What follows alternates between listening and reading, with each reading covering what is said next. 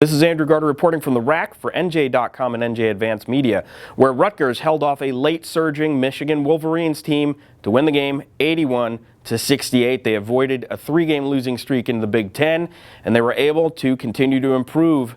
After Sunday's loss, Coach Vivian Stringer was disappointed but hopeful, thought things were getting a little bit better. I asked her if she felt the same way after this game.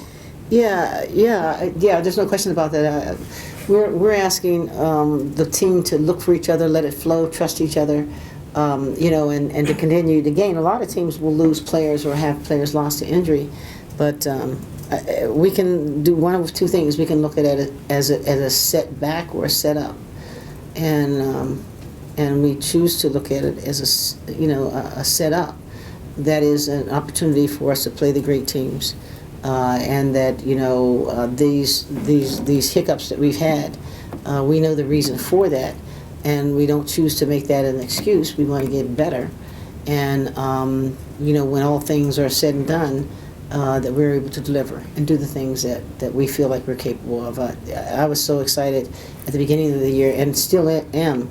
It's been frustrating at times, with the injuries that have occurred, because it hasn't allowed us to play together every day to develop a rhythm that's ours yet. But hopefully that all happened then, and we'll be good and healthy going down the road. Stringer also shook things up in the starting lineup. She inserted Ariel Butts instead of Rachel Holloway, having Holloway come off the bench later. I asked her if there was a particular motivation for it, and this is what she said. For the last 8 or 9 games, we've played Rachel for the first 2 or 3 minutes, and then we've taken her out, and then we put Ariel in, or it could be Chris. But the idea is to not let her pick up a foul, get in there and get a feel for what's going on, and then basically buy some minutes so that she can play in an effective way.